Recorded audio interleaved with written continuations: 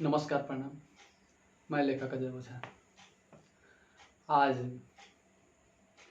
फिर से हम अपने कुछ सामाजिक मुद्दों पर बात करने के लिए आ गए हैं। थोड़ा सा अंदर से टिस होता है कि नहीं वो सब बातें आप लोगों के समक्ष पहुंचाया जाए, जो कि हम अभी देख रहे थे न्यूज़ का बहुत ही एक अभिन्न अंग आज के समय में दिल ललन टॉप न्यूज़। सौरभ द्विवेदी जी हैं, उनके मेन सरपंच कहते हैं, और उन्होंने अभी जस्ट एक वीडियो पोस्ट किया कि सभी लोग सरकार पर ही किसी भी कार्य के लिए क्यों डिपेंड रहते हैं। यानी कि उनका बात आया पलायन पे। बिहार से इतने लोग पलायन क्यों होते हैं? अभी वो ललन टॉप की चुनाव यात्रा में बिहार में घूम रहे हैं और जगह जगह का आकलन कर रहे हैं, जगह जगह का समाचार देख रहे हैं, समाचार आप हमारे साथ सामने ला रहे हैं। और उनको ये भली भांति पता हो गया कि नहीं, बिहार में फसल भी अच्छी है, क्वालिटी के सब कुछ है, फिर भी लोग पलायन करते हैं और सारा श्रेय, सारी जिम्मेदारी सरकार के हाथ में छोड़ दी है। और ये भी बताते हैं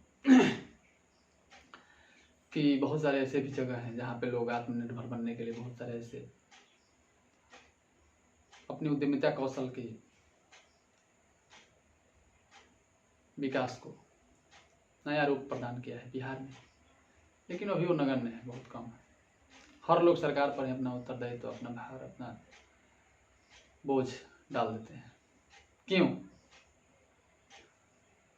तो हमें भी एक बात याद आया कि सही बात है, बहुत अच्छा, हम भी इसके विरोधी हैं कि आखिर हम सरकार पर ही सारा काम अपना क्यों डालेंगे। लेकिन एक बात और सामने आ गई, खड़ा हो गया, वो भी हम ही को करना है, वो सरकार पर भी हम नहीं डाल सकते हैं। लेकिन फिर भी हम ये कह रहे हैं कि आज हम अपने बच्चे को एडमिशन के लिए ले गए और जो फीस हम लोग छोटे थे, यानी 25 रुपीज़ उस समय पर मंथ लगता था पढ़ने के लिए, 25 रुपये, वो 25 रुपये वाला स्टैंडर्ड में हम गए तो वहाँ पे फीस लगभग 15,000 रुपये था पर मंथ। यानी कि 96-7 में फीस 25 रुपया 30 रुपया थी, वो फीस आज कन्वर्ट होकर 15,000 रुपया पर मंथ, यानी कि 20,000 लेके सारी मैंने माना के लेके 20,000 रुपये लेके चलिए। आप सभी लोग जानते हैं या ये बात जग जाहिर है कि आज के समय में प्राइवेट आदमी जो काम करता है उसका औसत एवरेज वेतन 8 से 10 रुपये। कितना भी कहीं कोई काम करे, 8 घंटे काम करेगा तो 8 से 10 रुपये उसको मिलेगा प्राइवेट आदमी।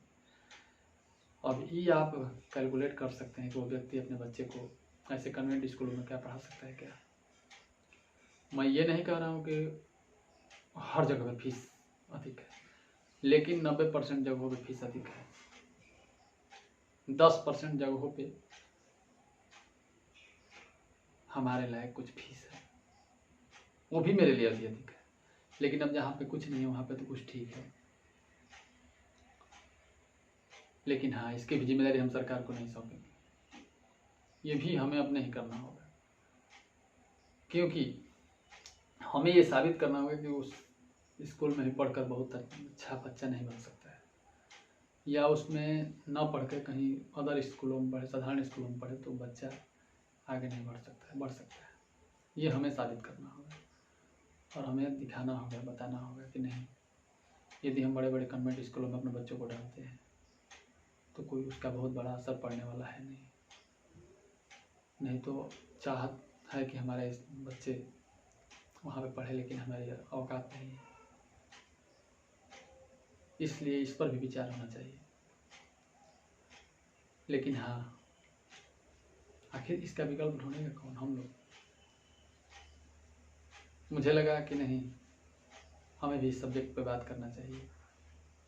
अब आपका क्या ख्याल है आप जानेंगे, आप कमेंट बॉक्स में इसको दे सकते हैं। उसके बाद में मैं पुनः वीडियो उस पर बनाऊँगा जब आप लोग का राय होगा। लेकिन हमें ये लगा कि नहीं विकल्प हम लोग ढूंढते हम पहुँच गए वहाँ पे जहाँ पे मुझे अपनी लेवल के मुताबिक पढ़ाई और वहाँ का एटमॉस्फेयर अच्छा लगा। तो हम वहाँ पे फिक्स किए कि नहीं यहीं एडमिशन कराना है। लेकिन हाँ, बहुत सारे ऐसे भी कन्वेंट स्कूल हैं जहाँ का फीस बहुत अधिक है, वो हम पे नहीं कर सकते। आखिर 10,000 रुपये व्यक्ति कमाता है, 20,000 कहाँ से पे करेगा? 10,000 में 1,000 पे कर सकता है, 1,500 पे कर सकता, लास्ट तक वो भी नहीं दे सकता है, मजबूरी में देता है। और न्यूनतम फीस यही है, इससे कम नहीं कहीं पर भी, 1,500 से नीचे कहीं पर भी फीस नहीं है। प्लस में ऊपर से बहुत सारे वो जिम्मेदारियाँ, घर पे ये कराइए वो कराइए, सारा आप लोग, यानी कि हमको लगता है कि नहीं, इस दिशा में भी एक सार्थक कदम व्यक्ति का होना चाहिए। यदि नहीं होता है तो फिर आने वाले भविष्य की चिंता आप करिए, क्योंकि महंगाई इतनी चरम सीमा पर बढ़ती जा रही है। तो हर चीज़ का विकल्प निकल के आ गया, डेटा का, बैलेंस का, मोबाइल का, फ़ोन का, ये वो बहुत सारी चीज़ों का विकल्प आ गया, लेकिन पढ़ाई का विकल्प नहीं आया है। तो हम लोग ये सतत प्रयास में रहें कि हम बहुत कम पैसे में अपने बच्चों को शिक्षा कैसे दे सकें। हमारा भारतवर्ष में शिक्षा का कोई पैसा नहीं लगता था। यह अध्ययन और अध्यात्म से जुड़ा हुआ वस्तु बस विषय है, लेकिन पता नहीं शिक्षा का व्यवसायीकरण होने के चलते आज के दौर में बहुत महंगा पढ़ाई हो गया है, बच्चों को पढ़ाना मुश्किल हो गया है। आखिर कैसे लोग पढ़ाएंगे, क्या करेंगे, कैसे क्या नहीं करेंगे, तो समझ के आखिर जो जिसके पास पैसा है इसी का बच्चा पढ़ेगा ना? नहीं, सबका बच्चा पढ़ेगा। लेकिन उसमें बहुत अब वो कहा जाता है, गाँव में कहावत कहा जाता था कि बबुल के पास आम नहीं है, बबुल के पेड़ के पास आम का पौधा नहीं है। तो वो तो भाई रेयर केस में, वो तो एक्सेप्शनल है, अपवाद में है। तो अपवाद क्यों? इसका मतलब कि मैंने किसी का बच्चा संजोग भाग से पढ़ गया तो पढ़ गया, तो उसका व्यवस्था होनी चाहिए। अब इसकी व्यवस्था सरकार करे या हम करें? अब यदि हम सरकार पर ही छोड़ते हैं तो सरकार तो बहुत पहले से कर रही है। यदि हम इसके लिए जागरूक नहीं हुए तो आने वाले भविष्य में हमारे बच्चे नहीं पढ़ सकते। उन्हीं लोगों के बच्चे पढ़ेंगे जिसके पास पैसा है, सरकारी नौकरी है, बहुत सारा बिजनेस है, व्यापार है। लेकिन इसके प्रति भी हमारा सार्थक कदम उठाना आवश्यक है। अब इसके विषय में आपका क्या कमेंट है, आप वो कमेंट करिए, फिर आगे उसके विषय में वीडियो बनाया जाएगा। लेकिन ये एक क्वेश्चन है, ये एक प्रश्न है कि क्या गरीब आदमी का बच्चा उस कन्वेंट स्कूल में पढ़ने लायक नहीं होगा? क्या सरकार इसके लिए एक सब्सिडी निर्धारित नहीं करेगी क्या? या करेगी, या क्या कर सकती है, उनको दबाव बना सकती है क्या?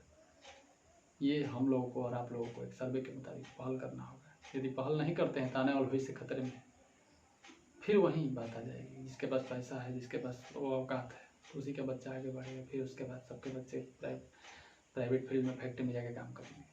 तो ये अब आपको निर्धारण करना है। इसमें बहुत सारे कमेंट आप दीजिए, बताइए, राय दीजिए, सलाह दीजिए, इसके मुताबिक फिर हम उस पर डिस्कस करेंगे। तब तक के लिए धन्यवाद। मैं लेखक अजय ओझा।